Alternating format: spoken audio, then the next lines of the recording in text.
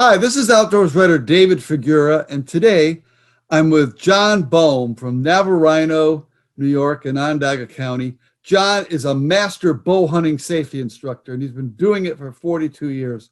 And today we're going to talk about tree stand safety. John, what's the big deal about being safe in a tree stand? Well, tree stand hunting or hunting from an elevated platform is very, very popular, not only locally in New York State, but throughout the United States. It's one method of hunting deer, but most people think, or most hunters feel that it gives them an advantage to be elevated, anywhere from 8, 10, 15, sometimes even 20 feet above the animals they're hunting. Our deer season just started here in New York.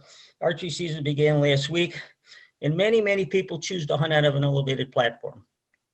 There's a lot of things you need to consider because unfortunately, anytime you fall from 6, 8, 10, 20 feet in the air, there's a very good chance you're going to be seriously hurt or even killed. And in national surveys, we've found that probably 1 in every 3 hunters who hunts from elevated platforms had a bad experience. By a bad experience, I mean either they've fallen or come close to falling or been in a situation that they felt very uncomfortable. Wow. So how high is high enough to be hunting from a tree stand? Well, that's a matter of opinion. I think in general, most people feel your feet should be 8 to 10 feet off the ground. Many of your tree stands on the market today, they vary. There's 3 or 4 different popular styles, but most of them, there's going to be a platform where your feet will be that's going to be about 8 or 10 feet above the ground. You can buy tree stands that'll go much higher, but they involve more work setting up, and you need multiple people to help you put them up. I have friends who do this, and a lot of people do it. What about hunting out of homemade tree stands? You know, something that somebody nailed up a couple of years ago. And I think it's a very bad idea. First of all, we advocate you use portable stands that do not damage trees. All right, so the days of nailing bowls or lag bolting boards or wiring boards to trees are over with. You can walk through any wood lot in central New York, and you're probably going to see the remnants of old tree stands that someone has built, and people never take them down. So we discourage that tremendously. You can't build a stand, permanent stand, on state or federal land. If you own your own property, that's something you want to do, that's up to you. What are things that the hunter should consider before choosing a method, before choosing their type of tree stand? Because there are several types of tree stands. Well, first of all, you have to ask yourself, are you comfortable with hunting off the ground? Some people just are not comfortable being up above the ground, and they'd rather have their feet on the earth, and I can understand that. Are you willing to fully understand the tree stand that you purchase? View the material that comes with the tree stand. All the manufacturers have either written literature, or many of them have videos about the tree stand use, how to put it together, how to use it safely. Are you willing to make that commitment? And I think finally, are you willing to, in most cases, purchase some very important items that you will need to hunt safely from an elevated platform? Well, what kind of items? This is in addition to the tree stand, right? Okay. In addition to the tree stand. So we use what we call a fall arrest system. A fall arrest system basically is going to keep you from falling out of your elevated platform and landing on the ground and being seriously hurt or even killed. One of the most important items we feel is a full body harness. Now I have one on. I don't know how well you can see it, but sometimes they're called a 4-point harness, because it goes over my shoulders and it goes around my thighs, which I know are difficult for you to see. And they also have a tether that's going to go above my head and attach somehow to the tree. So if I fall or slip or I have a problem with my stand, I'm going to, first of all, be upright, all right? And the full body harness will help distribute my weight and give me a little better chance of recovering. In the old days, some people, either they use no protection or they would just wear a belt around their waist, and we found out that did not work particularly well because you could fall out of it, a single belt, or you could be suspended by that belt, and it would be very difficult to survive very long without suffocating or having some extreme issues. So we'd advocate the full body harness. A lot of the stands come with a very rudimentary full body harness, which is fine. It's better than nothing. But the commercially built ones are very effective and work very well. They're sized. most hunters either wear them on the outside of their last layer, or some hunters will wear them underneath their last layer. So all really you could see would be that tether going up above your head. So this tether, when I get in my hunting position, I'm going to put this tether up above my head, comfortably above my head, and I'm going to attach it to the tree somehow. Most hunters will use some sort of a belt system like this. Just a simple belt with a fastener. And all these tethers come with a carabiner of some sort on top. So I would take my safety belt, and this would, the belt would go around the tree, and my carabiner would be attached to it, which would be attached to my body, taking out most of the slack in the tether, okay? You're not going to be reaching up 3 or 4 feet, but up just enough that you can have a very short fall if you were to slip before the harness caught you. John, when do the majority of these hunting accidents occur? Statistically, they occur when people are entering their tree stands or leaving their tree stands, because they slip or they fall, or maybe the stand shifts, they lose their balance. Oh. Now, I want to show you what I feel is the most effective way to protect yourself with one of these harnesses on in your fall arrest system. They have what we call a safety shooting line. Looks something like this. There's a loop on one end. There's a knot that I'm going to talk about in a moment that slides freely up and down the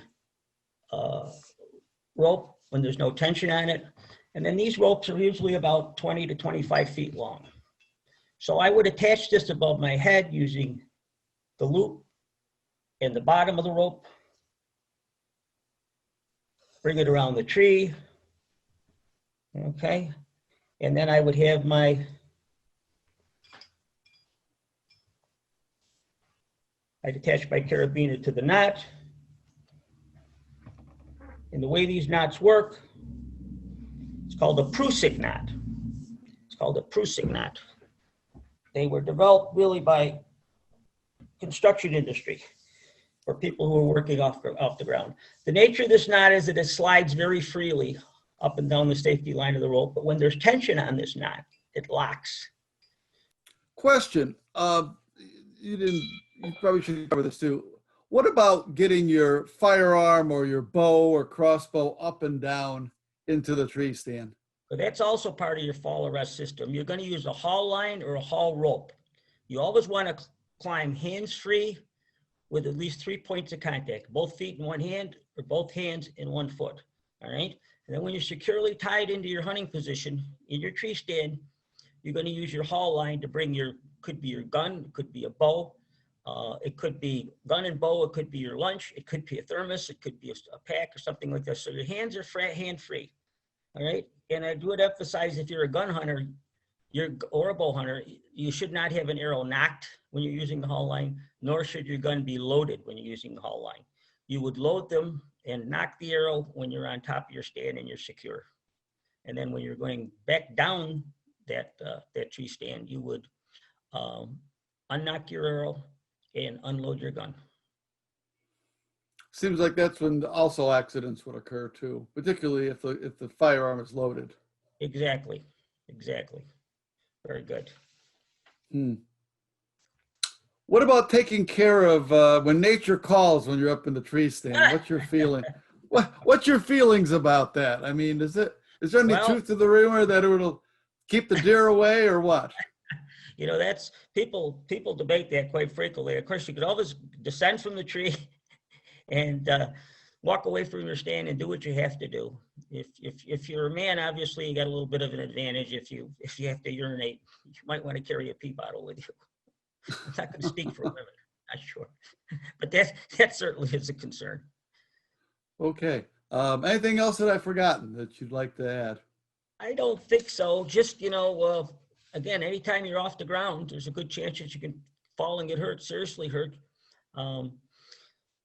Make sure you understand your equipment. Make sure you have a fall arrest system that you're going to be able to use to keep you from tumbling to the ground. Make sure your equipment's in good good shape. Make sure you understand the tree stand that you're using, the type of tree stand. There's 3 very common types of tree stands, and there's a 4th way of hunting from elevated platforms that's becoming more popular, especially among young people. There's a fixed stand. They usually chain or latch on to the tree. You have to somehow get up in that tree, maybe using a ladder, attaching it. They're fixed. They're not designed to move until you're ready to take it down. There's a self-climbing tree stand that has, most of them have 2 pieces. They have an upper section, a lower section. The lower section attaches to your feet, and the upper section you hold with your hands, and some of them you can actually sit in them, and you kind of inchworm up the tree. Now that can only be used on a tree that's relatively straight and doesn't have any branches. Ladder stands, they're very popular, especially I think for the older hunters. It's like climbing a ladder in your backyard. Most of them are quite heavy. Some of them weigh as much as 80, 90 pounds. You almost have to always have 2 people, at least 2 people, preferably 3 people to put them up safely. They're not terribly portable in that day you're hunting with them, you're not going to be moving them around in the woods on that particular day. And lately, younger people especially are using what they call saddles, which are, it's a device a soft device that you actually sit in, and you place your feet on the tree or on a platform. So, you need to understand what kind of a tree stand is going to work for you. Of course, there's constraints financially. Some tree stands, it's not unusual to have tree stands that are $300. Some are much more inexpensive than that. Depends on what kind of comfort you want to have and what kind of mobility you want to have. Is there any statistic about, quote, the most safe tree stand or style? Or I'm an older hunter, but I definitely think that ladder stands are the safest. Okay, definitely feel they're the safest, especially when you're using this safety shooting line, safety shooting rope. They take an effort to put up. They're kind of bulky and heavy. As I said, you do need help putting them up. All the ladder stands I'm familiar with, the last step is somebody has to go up to the top and ratchet a strap around that top of that stand so it can't. And that could be a little bit tricky. That's why you want multiple people there to help you put it up or take it down, because when you're up on top, those stands can kind of shift on you or kind of rotate around the tree. I've had that happen, so it's not pleasant. So, all the safety first. All right, John, thank you so much.